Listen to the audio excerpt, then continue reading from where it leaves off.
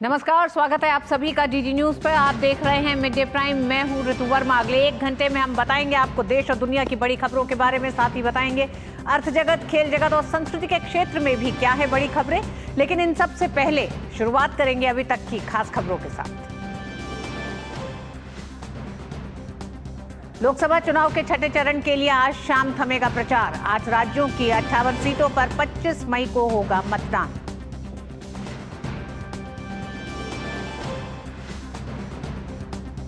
BJP के star प्रचारकों की कई जनसभाएं। प्रधानमंत्री नरेंद्र मोदी आज हरियाणा और पंजाब में भरेंगे हुंकार। अमित शाह उत्तर प्रदेश में तो जेपी नड्डा ओडिशा में पार्टी के लिए कर रहे हैं प्रचार।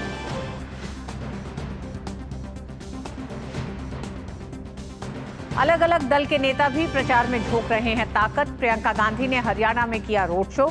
राहुल गांधी का दिल्ली में प्रचार। मायावती उत्तर प्रदेश और बिहार के बक्सर में संभाल रही हैं पार्टी की कमान।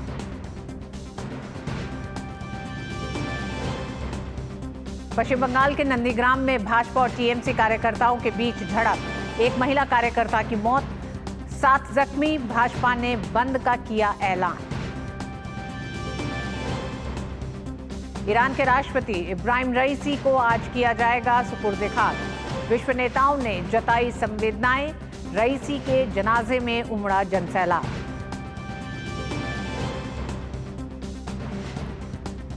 प्रचंड गर्मी की चपेट में उत्तर भारत। तापमान 45 डिग्री के पार। राजस्थान के बाड़मेर में अधिकतम तापमान 48 डिग्री। हरियाणा के सिरसा में 47 डिग्री के ऊपर। स्वास्थ्य विभाग अलर्ट जारी किए जरूरी दिशा निर्देश।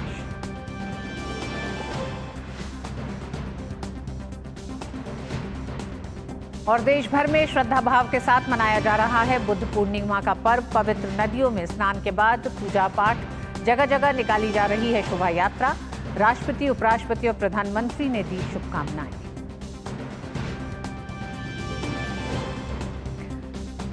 कान फिल्म फेस्टिवल में भारत के लिए आज बड़ा दिन। भारतीय निर्देशक पायल कपाड़िया की all we imagine is light आज होगी प्रदर्शित। भारतीय सिनेमेटोग्राफर संतोष सिवन कान प्रतिनिधियों को देंगे मास्टर क्लास।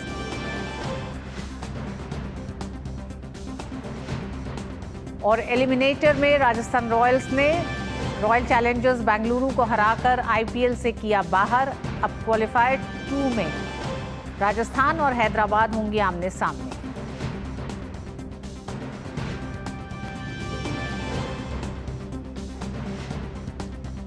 और आइए सीधे आपको लिए चलते हैं। अमित शाह यूपी के डुमरियागंज में एक जनसभा को संबोधित कर रहे हैं। राहुल बाबा खड़े हो गए, उन्होंने कहा मत हटाओ।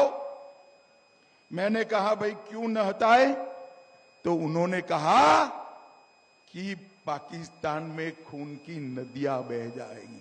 अरे राहुल बाबा, वो आपके दादी और नाना के जमाने में होता होगा, ये मोदी का राज है। खून की नदियां छोड़ो, कंकर चलाने की हिम्मत नहीं है किसी की। कंकर चलाने, भाइयों बहनों, मोदी जी ने इस देश से आतंकवाद को समाप्त किया है, इस देश से नक्सलवाद को समाप्त किया है और इस देश को सुरक्षित करने का काम नरेंद्र मोदी जी ने किया है। और भाइयों बहनों, इस देश को समृद्ध करने का काम भी नरेंद्र मोदी जी ने किया है। 10 साल तक मनमोहन जी देश को 11वें नंबर का अर्थतंत्र रखे। 10 साल में मोदी जी 5वें नंबर का अर्थतंत्र बना दिए, 5वें नंबर। और मैं आज कहकर जाता हूं, जगदंबिका जी को जिताकर मोदी जी को प्रधानमंत्री बना दो। 5 ही साल में 5वें नंबर से 3रे नंबर पर लाने का काम नरेंद्र मोदी जी। भाइयों बहनों, ये राहुल बाबा के नेतृत्व में ये जो इंडी अलायंस है, उसने एसटी, एससी, ओबीसी के आरक्षण पर डाका डालने का इरादा रखा है। कल ही बंगाल की हाईकोर्ट में एक फैसला आया। ओबीसी की लिस्ट में, पिछड़ा वर्ग की लिस्ट में, अति पिछड़ा की लिस्ट में बंगाल सरकार ने 180 मुस्लिम जातियों को डाल दिया और हमारे पिछड़े वर्ग का आरक्षण का अधिकार मुसलमानों को देने का काम किया। भाइयों बहनों, हमारा संविधान धर्म के आधार पर आरक्षण का समर्थन नहीं करता है, मगर कल 2010 से लेकर 2024 तक जितने भी मुस्लिम जातियां रखी थी, हाई कोर्ट ने उसको स्टे कर दिया। ये कांग्रेस पार्टी ने कर्नाटक और हैदराबाद में 5%, 4% आरक्षण मुस्लिमों को देकर पिछड़ी जातियों का आरक्षण कटौती करने का काम किया। मैं आज आपको वादा कर चाहता हूं, आप मोदी जी को तीसरी बार प्रधानमंत्री बनाओ, SC, ST और OBC के आरक्षण पर कोई डाका नहीं डाल पाएगा, ये मोदी का गारंटी है। भाइयों बहनों, राहुल बाबा, अखिलेश बाबू, आप वोट बैंक की पॉलिटिक्स में अंधे हो गए हो। मेरी बात ध्यान से सुनो। मैं आज डुमरियागंज की भूमि पर डंके की चोट पर कहता हूं, हम धर्म के आधार पर मुस्लिम आरक्षण समाप्त कर देंगे और इसको ST, SC और OBC को देंगे। भाइयों बहनों, मोदी जी न केवल आरक्षण को सुरक्षित करते हैं, इन्होंने देश के गरीबों के लिए ढेर सारे काम किए। 4 करोड़ गरीबों को आवास देने का काम मोदी जी ने किया। 14 करोड़ गरीबों के घर में नल से जल पहुंचाया। 10 करोड़ गरीबों के घर में LPG का सिलेंडर भेजा। 80 करोड़ गरीबों तक 5 किलो अनाज मुफ्त में भेजा। 60 करोड़ गरीबों को आयुष्मान भारत योजना का 5 लाख तक का फायदा दिया। 1 करोड़ लखपति दीदी बन गई है, 3 करोड़ और बनाने हैं। 12 करोड़ शौचालय बनाए और 11 करोड़ किसानों को 6,000 रुपया देने का काम नरेंद्र मोदी जी ने किया है। भाइयों बहनों, मैं आज कहने आया हूं, हमारे उत्तर प्रदेश के इस क्षेत्र से ढेर सारे लोग सेना में जाते हैं, देश की सुरक्षा के लिए अपनी आयु का स्वर्णिम काल सीमाओं पर बिताते हैं। इनकी 1 रैंक 1 पेंशन की मांग थी, इंदिरा गांधी के जमाने थी। इंदिरा गांधी, राजीव गांधी, सोनिया गांधी, किसी ने पूरा नहीं किया। मोदी जी ने 1 रैंक 1 पेंशन की मांग को पूरा कर हमारा सेना का सम्मान करने का काम किया है। और अमित शाह डुमरियागंज में उत्तर प्रदेश के इस समय जनसभा को संबोधित करते हुए उन्होंने कहा कि SC, ST, OBC के आरक्षण को वो कांग्रेस या समाजवादी पार्टी को नहीं छूने देंगे। उन्होंने कहा कि संविधान के खिलाफ राहुल गांधी और अखिलेश यादव को वो काम नहीं करने देंगे, यानी कि धर्म के आधार पर मुसलमानों को आरक्षण देने की जो वकालत राहुल गांधी और अखिलेश यादव कर रहे हैं, वो सपना कभी पूरा नहीं होने देंगे। और आइए मिड डे प्राइम में आपको लिए चलते हैं बड़ी खबर की तरफ, जहां छत्तीसगढ़ के नारायणपुर बीजापुर सीमा पर जवानों और नक्सलियों के बीच मुठभेड़ चल रही है। मुठभेड़ में कई नक्सली मारे जाने की खबर है। DRG और STF के जवान मुठभेड़ स्थल पर मौजूद हैं। नक्सलियों की फायरिंग का मुंहतोड़ जवाब दे रहे हैं। अभी ये खबर आ रही है, नारायणपुर बीजापुर के रास्ते में इस समय नक्सलियों और जवानों के बीच में मुठभेड़ जारी है। DRG, STF के जवान इस समय मुठभेड़ जो हो रही है उसमें शामिल हैं। बीजापुर सीमा पर नक्सलियों से मुठभेड़ इस समय जारी है छत्तीसगढ़ में। इस पर और जानकारी के लिए सोमेश हमारे साथ जुड़ गए हैं। सोमेश, इस मुठभेड़ के बारे में अभी का अपडेट क्या है? जी रितु, आपको मैं जरूर बताना चाहूंगा, छत्तीसगढ़ के बीजापुर और नारायणपुर बॉर्डर पे ये मुठभेड़ चल रही है। पिछले 3 घंटों से मुठभेड़ जारी है, जिसमें DRG यानी डिस्ट्रिक्ट रिजर्व फोर्स और STF के जवानों के साथ यह मुठभेड़ जारी है। पिछले 3 घंटों से यह मुठभेड़ जारी है और इस मुठभेड़ में जो हमारे जवान हैं लगातार नक्सलियों से मुकाबला कर रहे हैं, लगातार लड़ाई लड़ रहे हैं और मुंहतोड़ जवाब दे रहे हैं। जो हमारे पास सूचना मिली है कि इस मुठभेड़ में कई नक्सलियों की मारे जाने की खबर है। हालांकि अभी मुठभेड़ ये जारी है, कुछ देर बाद ही ये हमें स्पष्ट हो पाएगा कि कितने नक्सली अभी तक मारे गए हैं। पिछले 4 महीनों की अगर बात करूं, पिछले 4 महीनों में 100 से ज्यादा नक्सलियों को जवानों ने मार गिराया है, 375 से ज्यादा नक्सलियों ने आत्मसमर्पण किया है। यानी बीजेपी की सरकार बनने के बाद छत्तीसगढ़ में लगातार नक्सलियों को खदेड़ा जा रहा है। कुछ दिन पहले जो देश के गृह मंत्री अमित शाह ने भी साफ तौर पर कहा है कि पिछले 3 सालों में जो बस्तर का क्षेत्र है उस इलाके से नक्सलियों का सफाया किया जाएगा। दूसरी तरफ मैं अगर बात करूं, जो बस्तर का क्षेत्र है, जो 7 जिले आते हैं बस्तर के क्षेत्र में, सुकमा, नारायणपुर, बीजापुर, कांकेर, ये शुरू से ही वो इलाके हैं जिस इलाके में नक्सली अपने आमद की खबर हमेशा देते रहते हैं। लेकिन आज जिस तरह से ये मुठभेड़ हो रही है, तो छत्तीसगढ़ के जो नारायणपुर, बीजापुर में मुठभेड़ पिछले 3 घंटों से जारी है और लगातार ये जो जवान है इस मुंहतोड़ का जवाब दे रहे हैं। दूसरी तरफ जो छत्तीसगढ़ पुनर्वास नीति के तहत जो छत्तीसगढ़ सरकार चल रही है, इसमें जो नक्सली होते हैं यानी माओवादी जो होते हैं, पहले ये नक्सली रहते हैं और इनको पुनर्वास नीति के तहत इनको आत्मसमर्पण जो लोग करते हैं इन्हें 25,000 रुपए दिया जाता है। माने मुख्य धारा में भी इन्हें जोड़ा जा रहा है। तो बड़ी संख्या में जो नक्सली हैं, जो पहले नक्सली थे, अब ये मुख्य धारा में भी जुड़े। तो कहीं ना कहीं आज ये जो मुठभेड़ चल रही है, बड़ी मुठभेड़ है। जब जवान वहां से वापस लौटेंगे, इसके बाद ये स्पष्ट हो पाएगा कि कितने नक्सलियों को मारा है। सुमेश, ये जो बीजापुर नारायणपुर सीमा पर ये मुठभेड़ जो जारी है, तो इसका लीड सुरक्षा बलों को मिला था या फिर नक्सलियों की तरफ से किसी तरह का हमला किया गया है और जवाब में ये इस मुठभेड़ की शुरुआत हुई है? जी, बस्तर मैंने आपको पहले ही बताया, बस्तर जो इलाका है शुरू से घोर नक्सल प्रभावित इलाका है। इस इलाके में जवान लगातार सुबह सर्चिंग के लिए निकलते हैं। उन्हें जब सर्चिंग के लिए निकलते हैं तो कहीं ना कहीं जो उन्हें सूचना मिली थी, लोकल मुखबिर से सूचना मिली थी, तो मुखबिर के आधार पे उस इलाके में बीजापुर जो नारायणपुर का बॉर्डर है कि उस इलाके में बड़ी संख्या में नक्सलियों की आमद की खबर है। जब वो निकल रहे थे तो उसी समय नक्सलियों की तरफ से हमला हुआ और इसके बाद जो हमारे जवान थे, एसटीएफ यानी डीआरजी डिस्ट्रिक्ट रिजर्व फोर्स के जवान थे, दोनों तरफ से मुठभेड़ हुआ। इसके बाद ये मुठभेड़ लगातार जारी है और अभी तक जो स्पष्ट हो पाया कि कई नक्सलियों की मारे जाने की खबर है। जी रितु। जी सोमेश, बहुत बहुत सोमेश धन्यवाद इस पूरी जानकारी के लिए।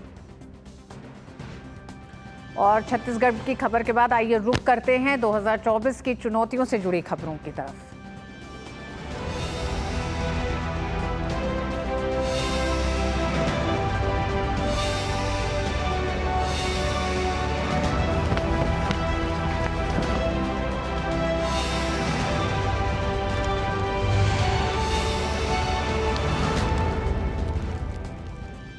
लोकसभा चुनाव के 6ठे चरण के लिए चुनाव प्रचार आज शाम थम जाएगा। लोकसभा चुनाव के लिए 25 मई को 58 सीटों पर होने वाले मतदान के लिए पार्टियां वोटर्स को लुभाने में कोई कोर कसर नहीं छोड़ रही हैं। 6ठे चरण में होने वाले चुनाव में 889 उम्मीदवार अपनी किस्मत आजमा रहे हैं। इस चरण में बिहार, हरियाणा, जम्मू कश्मीर, झारखंड, दिल्ली, ओडिशा, उत्तर प्रदेश और पश्चिम बंगाल में वोट डाले जाएंगे। अधिकांश लोकसभा क्षेत्रों में मतदान का समय सुबह 7 बजे से शाम 6 बजे तक है, लेकिन कुछ स्थानों पर समय में बदलाव भी किया गया है। 6ठे चरण में कई दिग्गज चुनावी मैदान में मौजूद हैं। आज 6ठे चरण का चुनाव प्रचार शाम 5 बजे थम जाएगा और इन 58 सीटों के लिए भी सभी पार्टियों के स्टार प्रचारकों ने जोरदार प्रचार किया है। साथ ही साथ कई ऐसे बड़े मुद्दे रहे जो 6ठे चरण के लिए भी चुनावी मुद्दों के रूप में जनता के सामने हैं। 6ठे चरण में कई ऐसे दिग्गज हैं जिनकी एक तरह से साख दांव पर है। तो भारतीय जनता पार्टी यानी कि एनडीए गठबंधन और इंडिया गठबंधन दोनों के लिए बेहद महत्वपूर्ण ये चरण है। पीएम मोदी ने भारत टाइम्स के साथ इंटरव्यू में पीएम मोदी ने कहा है कि मेरे लिए इस चुनाव में सबसे सुकून देने वाली घटना यही है कि कश्मीर में वोटिंग प्रतिशत बढ़ा है। जम्मू कश्मीर के बेहतर भविष्य के लिए हमने जो कदम उठाए हैं उसके सकारात्मक परिणाम सामने आ रहे हैं। आर्टिकल 370 हटने के बाद आए दिन परिवर्तन में हर कश्मीरी राहत महसूस कर रहा है। पिछले 10 वर्षों में हमारी सरकार ने अर्थव्यवस्था, सामाजिक न्याय, गरीब कल्याण और राष्ट्रहित से जुड़े कई बड़े फैसले लिए हैं। मुझे इस बात का बहुत संतोष है कि हम देश के 25 करोड़ लोगों को गरीबी से बाहर ला पाए। हमने गरीब को सिर्फ घर और सुविधाएं नहीं दी हैं, हमने उसे सम्मान से जीने का अधिकार दिया है। आज देश के 80 करोड़ लोगों को मुफ्त राशन दिया जा रहा है। ताकि वो अपनी आय अपनी दूसरी ज़रूरतों पर खर्च कर सकें। पिछले 10 वर्षों में हम महंगाई दर को काबू रख पाने में सफल रहे हैं। पिछले 10 वर्षों में रोजगार के अनेक नए अवसर बने हैं। लाखों युवाओं को सरकारी नौकरी मिली है। हमने अपनी सरकार के पहले 100 दिनों का एक्शन प्लान तैयार किया है। उसमें अलग से युवाओं के लिए 25 दिन और जोड़े हैं। हमारी सरकार की तीसरी पारी में 70 साल से ऊपर के सभी बुजुर्गों को आयुष्मान भारत योजना का लाभ मिलने लगेगा। आज गरीब परिवारों को अच्छे से अच्छे अस्पताल में 5 लाख रुपए तक इलाज मुफ्त मिलता है।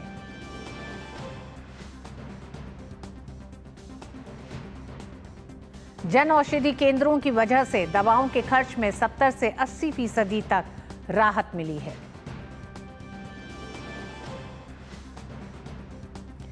प्रधानमंत्री ने नवभारत टाइम्स को दिए अपने इंटरव्यू में उन तमाम बातों का जिक्र किया जो उन्होंने देश की जनता को पिछले 10 सालों में दिया है। उधर लोकसभा चुनाव के लिए सभी राजनीतिक दलों ने अपनी पूरी ताकत झोंक दी है। भाजपा के स्टार प्रचारक और प्रधानमंत्री नरेंद्र मोदी धुआंधार चुनाव प्रचार में जुटे हुए हैं। प्रधानमंत्री आज हरियाणा और पंजाब में चुनावी प्रचार को धार देंगे। प्रधानमंत्री मोदी की पहली जनसभा हरियाणा के भिवानी महेंद्रगढ़ में होगी। इस सीट से भाजपा ने चौधरी धर्मवीर सिंह को अपना उम्मीदवार बनाया है। पीएम मोदी की इस रैली से भाजपा पूरे दक्षिणी हरियाणा को साधने का प्रयास करेगी।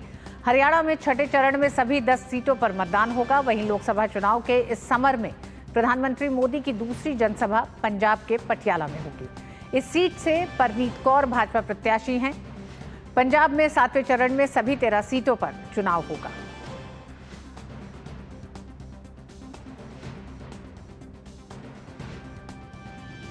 और अजीत द्विवेदी पटियाला से प्रधानमंत्री की रैली के बारे में और जानकारी लेंगे। वहीं छठे चरण के प्रचार को लेकर जानकारी लेंगे शैलेंद्र मिश्र से, गोरखपुर से हमारे साथ जुड़ रहे हैं। आप दोनों का ही बहुत बहुत स्वागत है। सबसे पहले रुक करेंगे अजीत आप ही का। पटियाला में प्रधानमंत्री की रैली है, आखिरी चरण में पंजाब में वोट डाले जाने हैं। कौन से ऐसे बड़े मुद्दे दिखाई देते हैं, क्योंकि दिल्ली से लेकर पंजाब तक कई ऐसे मुद्दे रहेंगे जो अंतिम चरण में भी केंद्र में रह सकते हैं?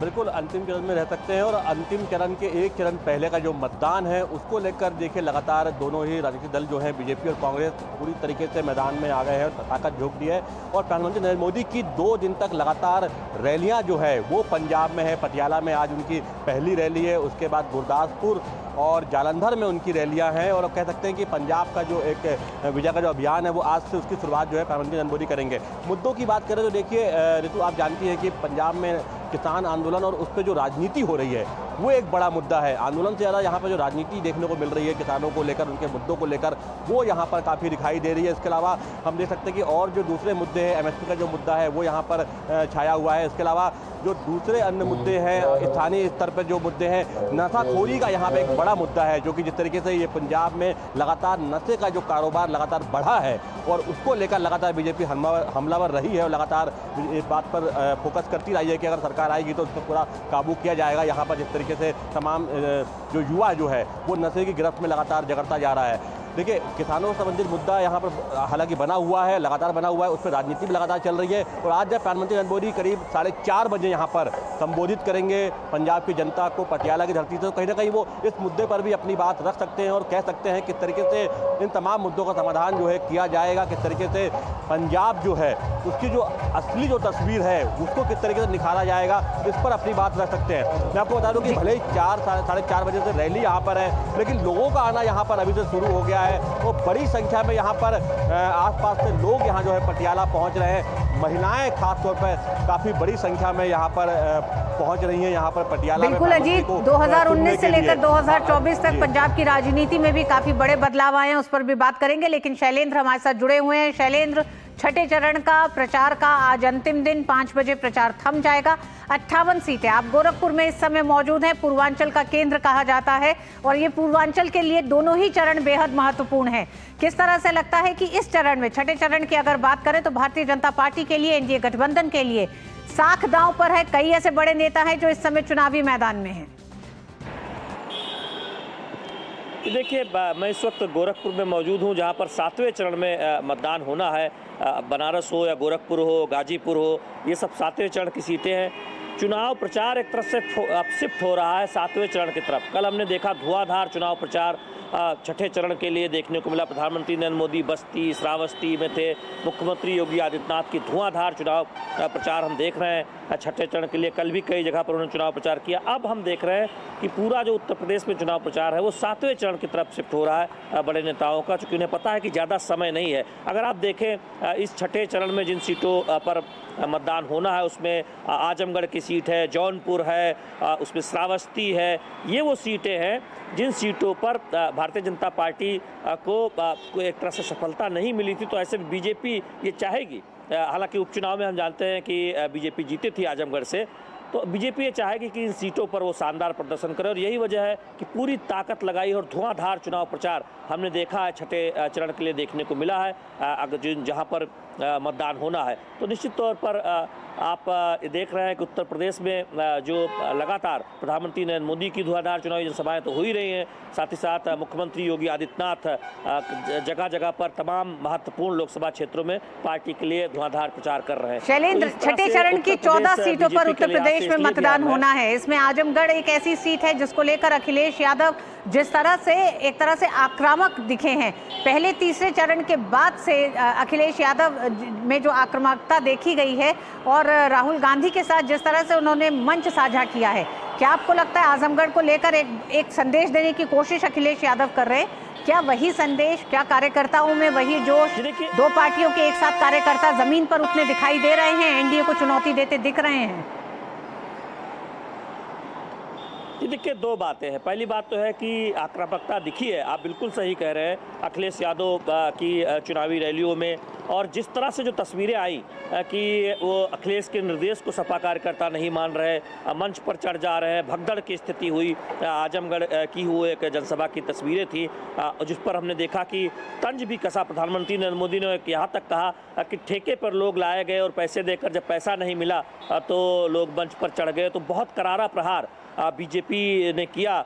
हम जानते हैं कि प्रधानमंत्री ने तो रैली में यहाँ तक भी कहा कि ये लोग वापस बदल देना चाहते हैं जो बीजेपी मोदी सरकार ने किया है, सीए वापस करना चाहते हैं, करोड़ों घरों में जो चाबी दी है उस चाबी को अपने वोट बैंक को देना चाहते हैं। तो बहुत करारा प्रहार बीजेपी कर रही है। कांग्रेस और सपा गठबंधन के लिहाज से जानते हैं अच्छी तरीके से अखिलेश यादव और समाजवादी पार्टी और कांग्रेस के लोग कि ये छठा चरण है जिसमें आजमगढ़ जैसी सीट है, जिसमें अंबेडकर नगर जैसी सीट है, जिसमें श्रावस्ती जैसी सीट है, जहां पर बीजेपी पिछले बार नहीं जीती थी। तो वहां बहुत इसलिए जोर लगाया जा रहा है जौनपुर की वो सीटें किसी तरह से बरकरार रखी जाए। इसमें बड़ी बात यह है कि ये बहुत सारी सीटें हैं जो बसपा के खाते में गई थी। अंबेडकर नगर बसपा में खाते में गई थी, लेकिन अब वहाँ बीजेपी उम्मीदवार के तौर पर बसपा के जो सांसद रितेश पांडे चुनाव लड़ रहे हैं। आप देखें जो श्रावस्ती है बहुत कम मार्जिन से बसपा जीती थी, 5000 से ज़्यादा वोटों से। उनके उम्मीदवार अब सपा में हैं। तो निश्चित तौर पर समाजवादी पार्टी और कांग्रेस जो गठबंधन है उसके लिए बहुत चुनौती हो चुकी है। आजमगढ़ का उपचुनाव सबको याद है, वहां बीजेपी के दिनेश लाल निरहुआ ने जीत दर्ज की थी, समाजवादी पार्टी के गढ़ को तोड़ा था। और बिल्कुल शैलेंद्र, छठा चरण बेहद महत्वपूर्ण है उत्तर प्रदेश के लिए भी। अजीत हमारे साथ जुड़े हुए हैं। अजीत, हरियाणा में प्रधानमंत्री की रैली होनी है और हरियाणा में ही सभी सीटों पर मतदान भी होना है, अंतिम दिन प्रचार का है। ऐसे में अजीत, हरियाणा की अगर राजनीति को देखें तो 2019 से 24 तक में कई ऐसे बड़े परिवर्तन हुए हैं और शायद उन परिवर्तनों को, राजनीतिक परिवर्तनों को देखते हुए ही नरेंद्र मोदी, अमित शाह ने कई ऐसे सिटिंग एमपीज के चेहरे बदले हैं। किस तरह से आप देख रहे हैं इस पूरे चुनाव को हरियाणा की इन 10 सीटों पर?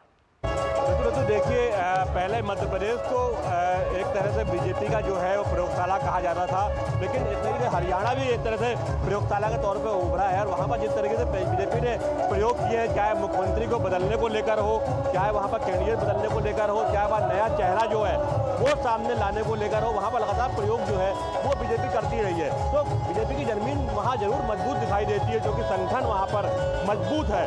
और कोशिश यही है कि उस संगठन को समय पर एक्टिवेट किया जाए, समय पर वहाँ के कार्यकर्ताओं को एक्टिवेट किया जाए, जिससे कि वो लोकसभा चुनाव में बीजेपी को जो मनचाहा परिणाम उनको मिल सके। हालांकि राजनीति देखिए वहाँ पे लगातार, क्योंकि पंजाब से थोड़ा लगा हुआ सटा हुआ है राज्य है हरियाणा, और वहाँ की राजनीति कहीं ना कहीं प्रभावित होती आई है पंजाब से। तो वहाँ भी किसान आंदोलन का या दूसरे जो समस्याएं हैं उनका जो है सामना जो है वहाँ पर लोगों को करना पड़ रहा है। लेकिन थोड़ा हम देख सकते हैं कि फर्क जो है काफ़ी उससे अलग दिखाई दे रहा है। और हरियाणा में बीजेपी की कोशिश है कि 2000 2019 का जो है वो प्रदर्शन दोहराया जाए और इस बार लगभग पूरी की पूरी सीटों पर जो है वो बीजेपी या एनडीए अलायंस जो हम कह सकते हैं कि वहाँ पर कब्जा करने के मूड में है, जो कि जिस तरीके से अन्य राज्यों में अगर हम बात करें, हिंदी पट्टी की बात करें, तो हिंदी पट्टी में खासतौर पर मध्य प्रदेश, राजस्थान, उत्तर प्रदेश और बिहार की बात करें, वहाँ पर बीजेपी जमीन तो मजबूत है। लेकिन अगर हम उत्तर भारत के अन्य राज्यों की बात करें तो हरियाणा और पंजाब में, अगर दोनों की बात करें तो हरियाणा में बीजेपी पहले से ही मजबूत है और वहाँ पर बीजेपी लगातार तमाम प्रयोग करते आई है अपने कार्यकर्ताओं के साथ में, अपने नेताओं के साथ में, और यहाँ तक कि मुख्यमंत्री बिल्कुल हरियाणा की राजनीति ने भी कई ऐसी बड़ी चुनौतियां सामने रखी है जिसके समाधान को लोकसभा चुनाव में जो टिकटों का वितरण हुआ है, साथ ही साथ अपनी रणनीतियों को जो बदला है उसके तहत दिखाई देता है। बहुत बहुत धन्यवाद अजीत और शैलेंद्र आपका छठे चरण के लिए विस्तार से जानकारी देने के लिए। और भाजपा के स्टार प्रचारक और राष्ट्रीय अध्यक्ष जेपी नड्डा आज ओडिशा में चुनाव प्रचार करेंगे। जेपी नड्डा मयूरभंज में जनसभा करेंगे, इसके बाद भद्रक में चुनावी रैली को संबोधित करेंगे। जेपी नड्डा जाजपुर और जगतसिंहपुर में भी चुनाव प्रचार को धार देंगे।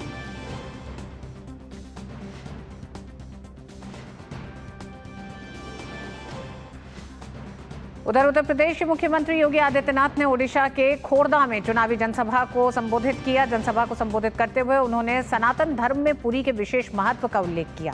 ओडिशा की पुरी लोकसभा सीट से भाजपा नेता संबित पात्रा चुनाव लड़ रहे हैं।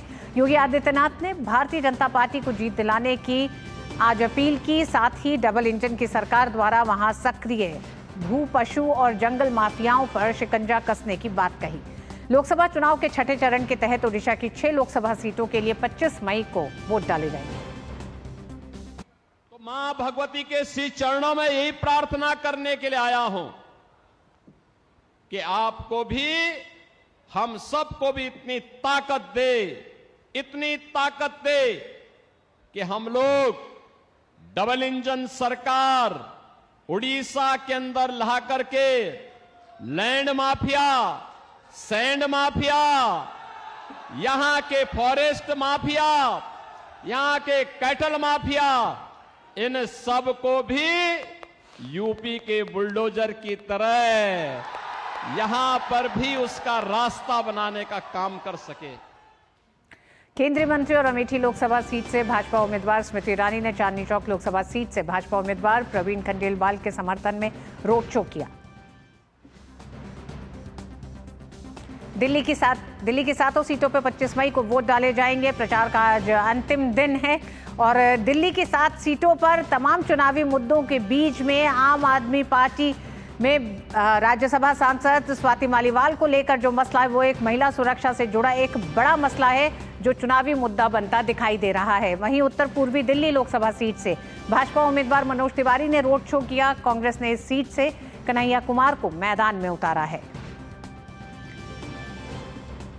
मनोज तिवारी को इस सीट से चुनौती देते दिखाई दे रहे हैं कन्हैया कुमार। हालांकि एनडीए गठबंधन का कहना है कि मनोज तिवारी के किए हुए काम, यानी कि 2014 से लेकर 2024 तक के 2 कार्यकाल में मनोज तिवारी द्वारा किए गए काम को लेकर वो जनता के बीच में मौजूद हैं।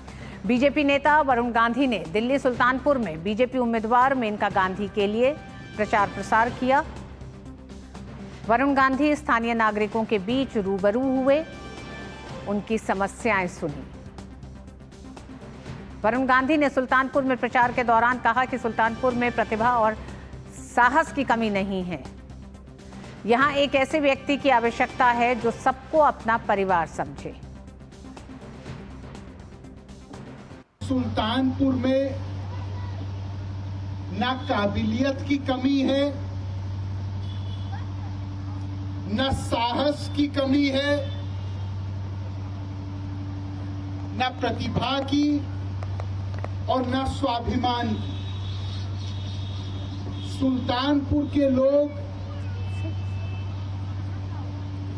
को केवल एक ऐसा व्यक्ति चाहिए जो उनको अपना परिवार माने।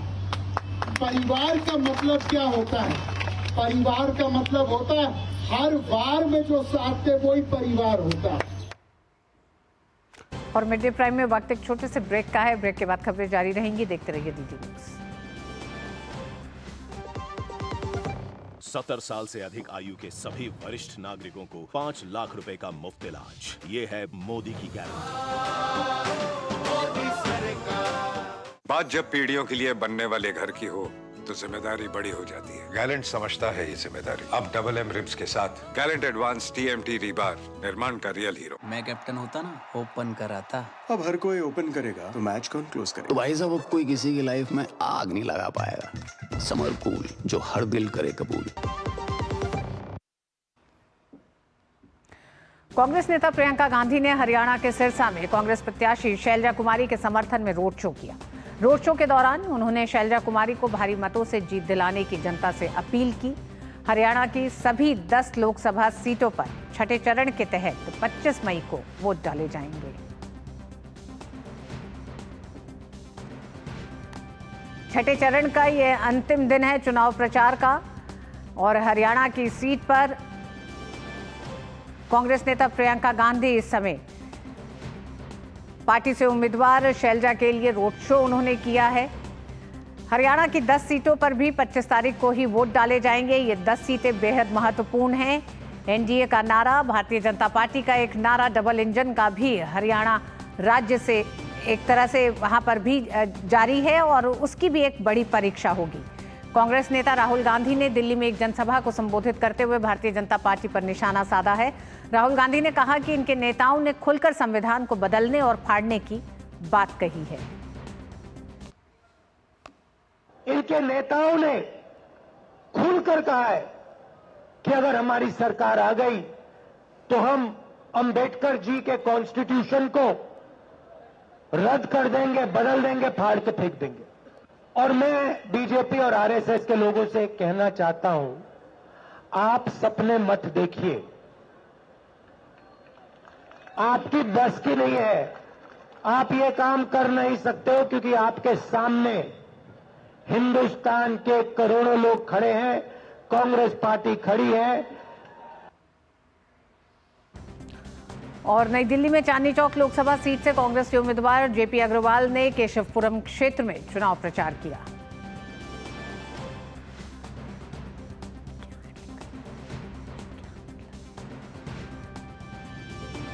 पच्चीस तारीख को दिल्ली की 7 लोकसभा सीटों पर चुनाव होना है। 7 लोकसभा सीटों के लिए चुनाव प्रचार जोरों पर है, जहां तमाम दोनों ही दलों के, दोनों ही गठबंधनों के नेता रोड शो करके जनता को अपने अपने मुद्दों से एक तरह से अवगत करा रहे हैं। तो वहीं दूसरी तरफ नेताओं और जनता के बीच में मुद्दों को लेकर भी लगातार ये बहस है कि राजनीतिक मुद्दे जो हैं क्या वो जनता के मुद्दे भी बन रहे हैं। दिल्ली की जनता के लिए महिला सुरक्षा एक बड़ा मुद्दा है और दिल्ली के चुनाव तक पहुंचते पहुंचते जिस तरह से आम आदमी पार्टी की महिला सांसद स्वाति मालीवाल के साथ मारपीट के मामले ने तूल पकड़ा है, माना यह जा रहा है कि 25 तारीख को ये भी जनता के जहन में रहेगा और छठे चरण के चुनाव के लिए दिल्ली की जनता के लिए महिला सुरक्षा एक बड़ा मुद्दा होगा। वहीं केंद्रीय मंत्री और हमीरपुर लोकसभा सीट से भाजपा उम्मीदवार अनुराग सिंह ठाकुर ने राहुल गांधी पर जमकर हमला बोला है। अनुराग सिंह ठाकुर ने कहा है कि राहुल गांधी ने माना है कि जब 60 साल तक कांग्रेस सत्ता में रही तो अनुसूचित जाति, जनजातियों, पिछड़ा वर्ग पर अत्याचार होता रहा। राहुल गांधी जी ने माना है कि 60 साल कांग्रेस जब सत्ता में रही तो इनके समय अनुसूचित जाति, जनजाति, पिछड़ा वर्ग पर अत्याचार होता रहा, उनको पिछड़ा बना के रखा गया, उनकी केवल वोट का इस्तेमाल किया गया, उनके लिए कुछ नहीं किया गया। वो गरीब थे, उनको और गरीब किया गया।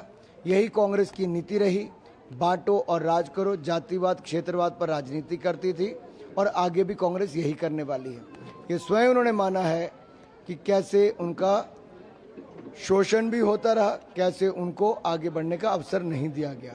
अब सवाल ये खड़ा होता है कि जब 10 साल ये अब भी केंद्र की सरकार में रहे, तब भी अपने पार्टी के अध्यादेश चौराहे पे आके फाड़ते रहे। इससे पता चलता है ये अपनी सरकार में ही कितना विश्वास रखते थे। अनुराग सिंह ठाकुर ने कहा है कि महिला अत्याचार पर कांग्रेस मौन हो जाती है। कांग्रेस को न संदेश खली महत्वपूर्ण लगता है, न एक महिला सांसद की पिटाई मुख्यमंत्री के घर पे वो महत्वपूर्ण लगता है। कांग्रेस को ये भी महत्वपूर्ण नहीं लगता कि किसी बेटी या किसी महिला के साथ अत्याचार, दुराचार हो। ये कांग्रेस की मानसिकता बन गई है। कांग्रेस के राष्ट्रीय अध्यक्ष अगर ये कह दें कि ये होता ही रहता है और कांग्रेस के एक बड़ी नेता कहें मैं लड़की हूँ, लड़ सकती हूँ, लेकिन कभी वो भी इस विषय पे जुबान नहीं खोलती है, तो इससे पता चलता है महिलाओं के प्रति अत्याचार पर कांग्रेस मौन क्यों है, इनके मुंह में दही क्यों जम जाता है? क्योंकि ये तो चोर चोर मुसेरे भाई ने मिलकर गठबंधन बनाया, अब गठबंधन धर्म को निभा रहे हैं।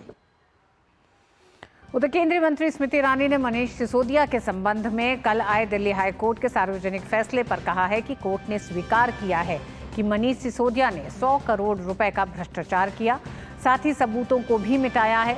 परिवर्तन करने के नाम पर आई ये आम आदमी पार्टी लोगों के खजाने को लूटने में लग गई है। कोर्ट ने स्पष्ट रूप से इस बात को न सिर्फ स्वीकारा बल्कि अपने संबोधन में उल्लेखित किया कि मनीष सिसोदिया ने सरकारी तंत्र का दुरुपयोग करते हुए लगभग 100 करोड़ का घोटाला किया है। मनीष सिसोदिया ने केस से संबंधित सबूतों को मिटाया है। वो केस से संबंधित गवाहों को परेशान कर सकते हैं। गवाहों के संरक्षण के लिए, भ्रष्टाचार करने के लिए और केस से संबंधित सबूतों को मिटाने के लिए मनीष सिसोदिया की बेल एप्लीकेशन दिल्ली हाईकोर्ट ने अस्वीकार कर ली। केंद्रीय मंत्री स्मृति ईरानी ने आम आदमी पार्टी पर भी निशाना साधा। आपको भ्रष्ट पार्टी बताते हुए उन्होंने कहा कि इनकी महिला कार्यकर्ता खुद अपने सीएम के घर पर ही सुरक्षित नहीं है। आम आदमी पार्टी न सिर्फ भ्रष्ट है बल्कि आम आदमी पार्टी की महिला कार्यकर्ता अपने ही सीएम के घर में असुरक्षित है। तो चाहे भ्रष्टाचार का मुद्दा हो या महिला सुरक्षा का मुद्दा हो, आपने जिनका उल्लेख किया वो तो प्रथम व्यक्ति हैं जो सार्वजनिक इस विषय पर बोल रही हैं। मेरी अपील है, दिल्ली की जनता मनीष सिसोदिया जी के संदर्भ में जो हाईकोर्ट का जजमेंट आया है वो भी पढ़े और दिल्ली की जनता ये भी पूछे कि अगर दिल्ली के मुख्यमंत्री के घर में महिला असुरक्षित है तो वो देश में महिला सुरक्षा पर टिप्पणी किस मुंह से कर रहे हैं। उधर स्वाति मालीवाल मामले पर रक्षा मंत्री राजनाथ सिंह की क्या प्रतिक्रिया रही है, आइए बताते हैं आपको। किन्हीं की पार्टी की महिला सांसद स्वाति मालीवाल के साथ जो कुछ भी हुआ है बहनों भाइयों, वह बहुत ही दिल दहलाने वाला है। लंबे समय तक ये चुप्पी साध कर बैठे रहे, क्यों नहीं बोले? स्वाति मालीवाल के साथ कैसे घटना हुई है? 15 दिन तक बराबर ये चुप्पी साधे रहे और अब ये कहते हैं कि मामले की जांच चल रही है। जिस दिल्ली पुलिस के ऊपर आपका कोई भरोसा ही नहीं था, आज उस दिल्ली पुलिस की जांच पर आपको भरोसा हो गया है। बहनों भाइयों, जो माता बहनों और बेटियों की रक्षा जो सरकार नहीं कर सकती है, उस सरकार को सत्ता में बने रहने का कोई नैतिक अधिकार नहीं है। उधर झारखंड के गोड्डा सीट से भाजपा उम्मीदवार निशिकांत दुबे ने आरोप लगाया है कि राज्य के पूर्व मुख्यमंत्री जेल से लगातार भाजपा के लोगों को धमकी दे रहे हैं, इसलिए सीबीआई और ईडी को जेल के सारे फोन को अपने कब्जे में लेना चाहिए। जेल से लगातार भारतीय जनता पार्टी के लोगों को और भारतीय जनता पार्टी के बाहर के लोगों को लगातार धमकी दी जा रही है। लगातार चुनाव को प्रभावित करने के लिए जो है पूर्व मुख्यमंत्री जो जेल में बंद हैं और उनके जो गुर्गे जेल में बंद हैं, जिनका कि देवघर में इंटरेस्ट है, वो सभी लगातार संपर्क कर रहे हैं, पैसे भेज रहे हैं। और इसीलिए मैंने कहा है कि सीबीआई और ईडी को, चूँकि ईडी के कस्टडी में है, जेल के सारे फ़ोन को अपने कस्टडी में लेना चाहिए और जो फेस टाइम पर बातचीत हो रही है उसको टेप करना चाहिए। और दुनिया के सबसे बड़े लोकतंत्र में दुनिया के सबसे बड़े आम चुनाव को होते देखना अद्भुत है।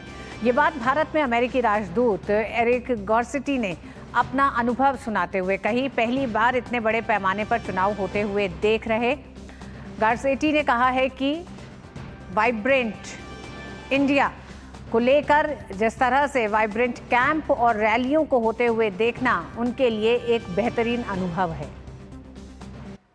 It's extraordinary to see the world's largest democracy execute the biggest election in the world. And we've seen incredible, vibrant campaigning. We've seen parties, we've seen rallies.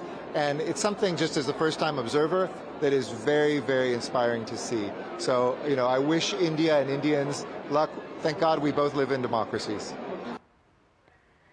साथ ही एरिक ने अंतरिक्ष क्षेत्र में दोनों देशों के बीच मजबूत होते संबंधों के बारे में भी कहा कि अंतरिक्ष में हमारा रिश्ता पृथ्वी पर हमारे रिश्ते के समान ही मजबूत है। You know, our relationship in space is like our relationship on Earth. It is stronger than it's ever been, ever in our history. We have this ability to be able to make sure that the United States and India don't just add a relationship, but it's a multiplying relationship. India times the U.S. We're going to put Indians in space this year on an American mission. We're going to have a satellite we built together that can help save our planet launch this year. I think we wouldn't have dreamt of this 5 years ago, let alone 20 years ago. That's why this theme was so important to us. We often say our relationship is from the seabed to the stars. Now it really is. उधर लोकसभा चुनाव के छठे चरण के मतदान से पहले पश्चिम बंगाल के नंदीग्राम में भारतीय जनता पार्टी और तृणमूल कांग्रेस के कार्यकर्ताओं के बीच झड़प हुई है, जिसमें बीजेपी की एक महिला कार्यकर्ता की मौत हो गई है। इस झड़प में बीजेपी के 7 कार्यकर्ता घायल भी हुए हैं। भाजपा ने हिंसक झड़प के विरोध में नंदीग्राम में बंद का ऐलान किया है।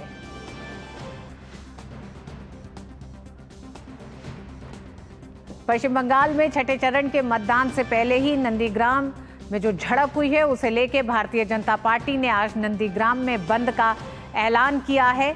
पश्चिम बंगाल चुनाव पूर्व और चुनाव के बाद चुनाव के दौरान हिंसा के लिए हमेशा से दर्ज रहा है। ये कोई पहली घटना नहीं है, लेकिन जिस तरह से सुरक्षा के तमाम इंतजाम किए गए उसके बावजूद छठे चरण से पहले नंदीग्राम की झड़प कोई आम झड़प के तौर पर नहीं देखी जा सकती है। इसके कई बड़े एक तरह से असर हो सकते हैं आने वाले मतदान पर भी। इस पर और जानकारी के लिए प्रसेनजीत बख्शी हमारे साथ जुड़ गए हैं। प्रसेनजीत, इस पूरी नंदीग्राम की इस झड़प को किस तरह से देखा जाए? हालांकि भारतीय जनता पार्टी अपना विरोध प्रदर्शन कर रही है, आज नंदीग्राम बंद का ऐलान भी बीजेपी ने किया है। नहीं, देखिए, हम सोच रहे थे कि पिछले 5 चरण में एक भी बूंद रक्तपात नहीं हुआ है, तो हो सके कि बंगाल के जो तृणमूल कांग्रेस है या बाकी जो है जो राजनीति जिनका पेशा है, वो शायद किसी न किसी तरह से पूरे देश को देखकर सीख लिया है। लेकिन कल, सिर्फ कल नहीं, 2 दिन पहले से जिस तरह से शुभेंदु अधिकारी के घर पे पुलिस भेजा गया, जिस तरह से दूसरे भाजपा उम्मीदवार हिरण चैटर्जी के घर पे पुलिस भेजा गया था, और कल रात की ये झड़प, इससे ये पता चलता है कि किसी न किसी तरह से पहले 5 चरणों के बाद तृणमूल कांग्रेस ये सोच लिया है कि सामने जो 2 चरण है, 5th, 6th और 7th, यहाँ पे जैसे भी हो पुराना जो उनका रवैया है उस रवैया को वापस लाना पड़ेगा। और ये दुख की बात है कि आखिर तक एक व्यक्ति की मौत भी हो चुका है, तो ये जो पुराना इतिहास है तृणमूल कांग्रेस की, वो इतिहास को दोहराने के लिए पूरी ताकत झोंक दी है तृणमूल कांग्रेस मेदिनीपुर में। जो मेदिनीपुर शुभेंदु अधिकारी का अपना जगह माना जाता था या अभी भी जाता है या उनका गढ़ माना जाता है, तो वो तमलुक कंस्टिट्यूएंसी में, वो काकटी कंस्टिट्यूएंसी में, वो मेदिनीपुर या घाटल कंस्टिट्यूएंसी में पिछले 2-3 दिनों से जिस तरह की वायलेंस हम देख रहे हैं, यही बंगाल का चित्र है जो हम चुनाव में देखते थे। लेकिन इस बार एक उम्मीद जगा था कि हो सके कि बंगाल वायलेंस फ्री हो, लेकिन ऐसा होने नहीं दिया गया। प्रसेनजीत, इस वायलेंस में, इस झड़प में एक भारतीय जनता पार्टी महिला कार्यकर्ता की मृत्यु भी हो गई है। झड़प का कारण क्या था, और इस तरह की झड़प ना हो या फिर इस तरह की जो झगड़े हो जा रहे हैं दोनों राजनीतिक पार्टियों के बीच में, चाहे उकसाया किसी ने हो, चाहे किसी का अपर हैंड हो, लेकिन 1 तारीख तक एक शांति माहौल में लोग अपने मतदान का इस्तेमाल कर सके, इसको सुनिश्चित करने के लिए क्या किया जा रहा है? देखिए, पहली बात तो ये बता दूं कि इलेक्शन कमीशन की तरफ से ये जो पिछले 2-3 दिन का जो झड़प है, पिछले 2-3 दिन का जो स्थिति है, इसको संज्ञान में लिया गया है। लेकिन मुश्किल इस बात की है कि वहां पे जो प्रोएक्टिव पुलिस फोर्स को हम देख रहे हैं, आज सुबह बंद के दौरान जिस तरह से बीजेपी की लोगों ने कल रात की जो दोषी है, उन दोषी की गिरफ्तारी के लिए जब मांग कर रहे थे, तो पुलिस जिस तरह से बीजेपी कार्यकर्ताओं को लाठी चार्ज करके भगाया या जिस तरह से कुछ लोगों को गिरफ्तार करे, ये थोड़ा सा स्थिति को गरमाता स्थिति काबू में नहीं आ रहा है, स्थिति ऊपर से गरमा जा रहा है। हमें जो पता चले है कि इलेक्शन कमीशन की तरफ से तुरंत कोई कार्रवाई किया जा रहा है। हो सकता है कि थोड़ी देर में नंदीग्राम या मिदनापुर की अलग अलग जगह पे सेंट्रल आर्म्ड पैरामिलिट्री फोर्स जो है वो पहुंच जाएंगे। रितु जी, प्रसन्नजीत, बहुत बहुत धन्यवाद प्रसन्नजीत पूरी जानकारी के लिए इस पूरी घटना पर। और 24 की चुनौती से जुड़ी तमाम खबरों में अभी बस इतना ही। वक्त एक छोटे से ब्रेक का है, लेकिन मिड डे प्राइम में खबरों का सिलसिला जारी है। रहेगी भ्रष्टाचार के खिलाफ जीरो टॉलरेंस की नीति, ये है मोदी की गारंटी। शुक्ला बता रहा था आपके बाबूजी ने जायदाद का कुछ हिस्सा नौकर के नाम कर दिया। अब नौकर हर काम अपना घर समझ के करेगा। समर कूल, जो हर दिल करे कबूल। बात जब पीढ़ियों के लिए बनने वाले घर की हो तो जिम्मेदारी बड़ी हो जाती है। गैलेंट समझता है ये जिम्मेदारी। अब डबल एम रिब्स के साथ गैलेंट एडवांस TMT रीबार, निर्माण का रियल हीरो। पूरे उत्तर भारत में गर्मी और लू के कहर से अधिकतम तापमान हर दिन अपने चरम सीमा को छू रहा है। बढ़ते तापमान की मार झेल रहे लोग गर्म हवाओं से भी काफ़ी परेशान हैं। राजस्थान के बाड़मेर शहर में अधिकतम तापमान 48 डिग्री सेल्सियस और हरियाणा के सिरसा में 47.8 डिग्री सेल्सियस तापमान दर्ज किया गया। साथ ही छत्तीसगढ़ के जांजगीर में गर्म हवाओं की रफ्तार 62 किलोमीटर प्रति घंटा दर्ज की गई है। उत्तर भारत में तापमान 45 डिग्री सेल्सियस को पार कर गया है। इसको लेकर स्वास्थ्य और परिवार कल्याण मंत्रालय ने राज्यों के प्रतिनिधियों के साथ बैठक की और उन्हें जरूरी कदम उठाने के निर्देश दिए। लक्ष्य आर्य जयपुर से हमारे साथ जुड़ गए हैं। लक्ष्य, लगातार एक तरह से प्रचंड गर्मी का प्रकोप जारी है। मौसम विभाग अपनी चेतावनियां दे रहा है, लेकिन राज्य सरकार भी किस तरह से अपनी तैयारियों के साथ है, खासकर उन लोगों के लिए जिनके पास रहने के लिए घर नहीं है, उनके लिए सबसे ज्यादा एक तरह से इस गर्मी की मार है।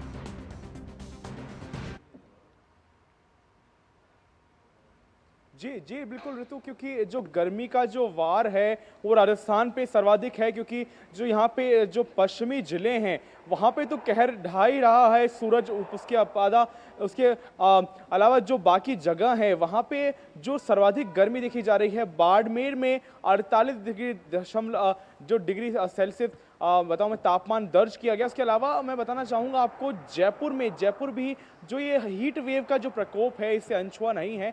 जयपुर में अगले 2 दिन तक रेड अलर्ट जारी किया गया है। जयपुर के अलावा 22 जिलों में, राजस्थान के 22 जिलों में गर्मी को लेकर और लू ताप का रेड अलर्ट जारी किया गया है। इसी के साथ में जो आगामी दिन है 3 से 4 दिन में मौसम विभाग का आशंका है कि जो जयपुर है उसके भी रिकॉर्ड तोड़ उसमें तापमान दर्ज किया जाएगा। अभी दिन का दूसरा पहर शुरू ही हुआ है कि 45 के आसपास तापमान अभी दर्ज किया जा रहा है जयपुर में, और आगामी दिनों में ये 48 डिग्री तक पहुंचने की आशंका है। बिल्कुल। और जैसे कि हम बात करें प्रशासन की, तो प्रशासन अनेकानेक प्रशासन द्वारा जो बचाव कार्य किए जा रहे हैं, साथ ही साथ जो बेघर लोग हैं उनके लिए रैन बसेरे की तरह जो व्यवस्थाएं की गई हैं। वहीं रोडों पे, क्योंकि जो रोड हैं उन पे तपिश बनी हुई है और जो सड़कें हैं, मुख्य मार्ग हैं जयपुर के, वो खाली नज़र आ रहे हैं, सुनसान नज़र आ रहे हैं, क्योंकि जो लोग हैं वो परहेज कर रहे हैं, आवश्यक कार्य के मकसद से ही बाहर निकल रहे हैं। उसके अलावा लोग बाहर निकलने से परहेज कर रहे हैं। हम देख सकते हैं कि यहाँ जयपुर में और प्रदेश भर में अनेक नवाचार प्रशासन द्वारा किए गए हैं। जो सरकारी कार्यालय हैं, सार्वजनिक स्थान है, वहाँ पर ORS का काउंटर लगाया गया है। वहीं जो विभिन्न मुख्य मार्ग है वहाँ पर ग्रीन शेड लगाया गया है ताकि चालक और जो राहगीर हैं उनको थोड़ी गर्मी से राहत दिलाई जा सके। जयपुर में जैसे कि आप मैं जयपुर में मौजूद हूं और मैं महसूस कर सकता हूं कि किस प्रकार यहाँ जो लू की जो गर्म हवाएं हैं वो मैं महसूस कर सकता हूं। जैसे दिन का दूसरा पहर भी अभी शुरू ही हुआ है, उसमें ये जो लू के थपेड़े हैं ये जनजीवन को बुरी तरह प्रभावित कर रहे हैं। जी ऋतु। बिल्कुल लक्ष्य आर्या, उत्तर भारत में भीषण गर्मी अपने कई रिकॉर्ड तोड़ रही है। लोगों को अपने ध्यान रखने की जरूरत है। बहुत बहुत धन्यवाद इस पूरी जानकारी के लिए। और वक्त एक छोटे से ब्रेक का भी है।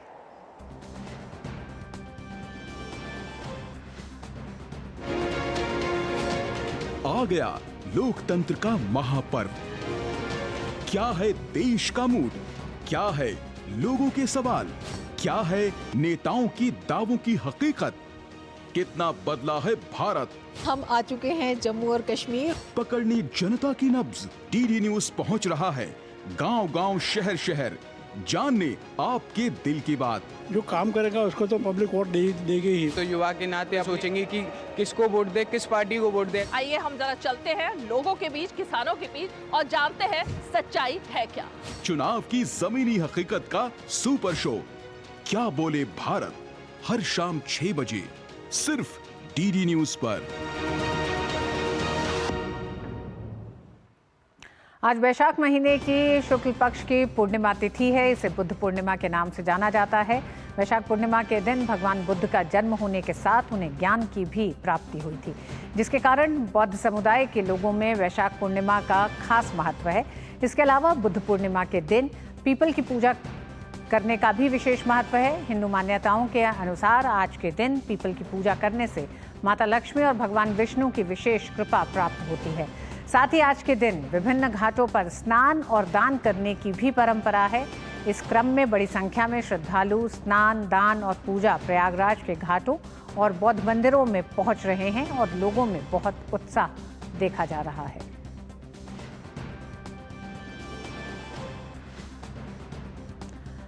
आज 25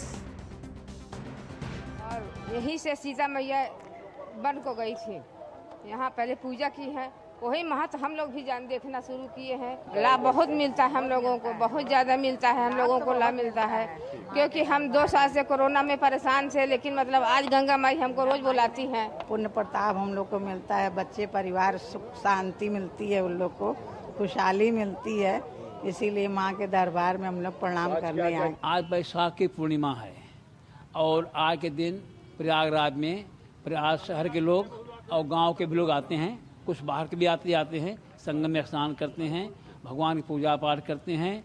और वैशाख पूर्णिमा का ये महत्व है कि उसका जो फल है हर पूर्णमासी का यहाँ नहा के मिल जाता है।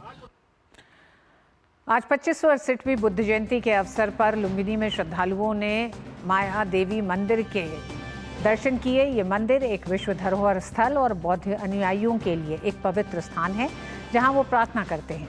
आज के दिन भारत, नेपाल और चीन के भिक्षु माया देवी मंदिर के पवित्र उद्यान में अनुष्ठान करते हैं, भजन गाते हैं और प्रसाद देते हैं।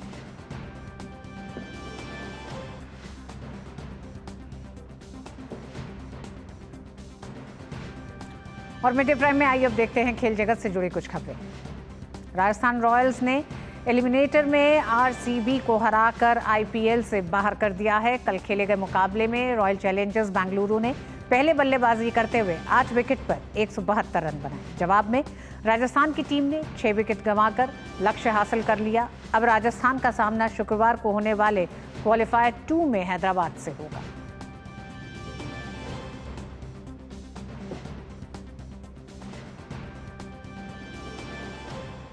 और चुनावी खबरों में एक बार फिर लौटते हैं और लिए चलते हैं आपको उत्तर प्रदेश के संत कबीर नगर उत्तर प्रदेश में, जहां अमित शाह इस समय एक जनसभा को संबोधित कर रहे हैं। मुझे बताओ, राम मंदिर बनना चाहिए था या नहीं बनना चाहिए था? जोर से बोलो, बनना चाहिए था या नहीं बनना चाहिए था? ये कांग्रेस पार्टी और समाजवादी पार्टी 70 सालों तक राम मंदिर को अटका कर रखे, लटका कर रखे, भटका कर रखे। भाई ओ मीडिया वालों, अंदर आ जाओ, तुम तेरे कारण वो नारे लगा रहे हैं। 70 साल तक वो राम मंदिर को लटका कर रखे, अटका कर रखे, भटका कर रखे। मोदी जी को आपने दूसरी बार प्रधानमंत्री बनाया, प्रवीण को ही चुनकर भेजा। मोदी जी ने 5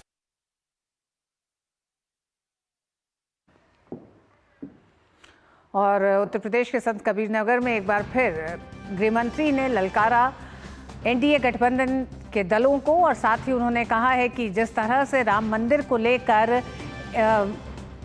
इंडिया गठबंधन के तमाम दलों ने जो बहिष्कार किया था राम मंदिर प्राण प्रतिष्ठा के समारोह का, उसका जिक्र एक बार फिर संत कबीर नगर मंच से उन्होंने करा।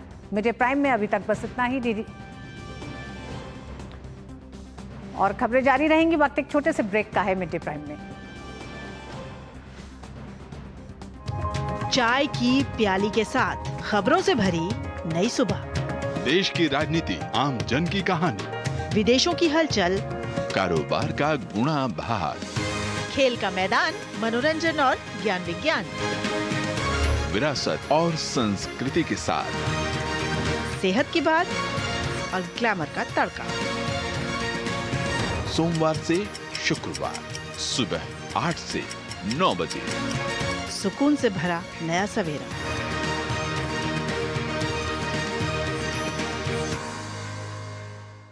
नया सवेरा के प्रायोजक हैं और खेल की खबरों में उससे पहले हम आपको बताएं कि ब्रिटेन के प्रधानमंत्री ऋषि सुनक ने आम चुनाव की तारीख की घोषणा कर दी है। ऋषि सुनक ने मतदान के लिए 4 जुलाई की तारीख तय की है।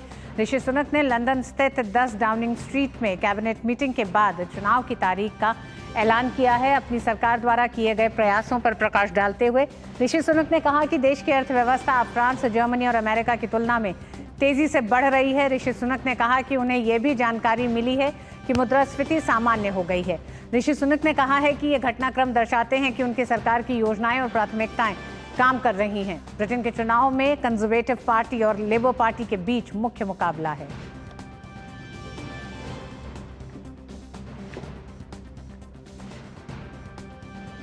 और मिड डे प्राइम में आज बस इतना ही। डीडी न्यूज पे खबरें जारी रहेंगी। नमस्कार।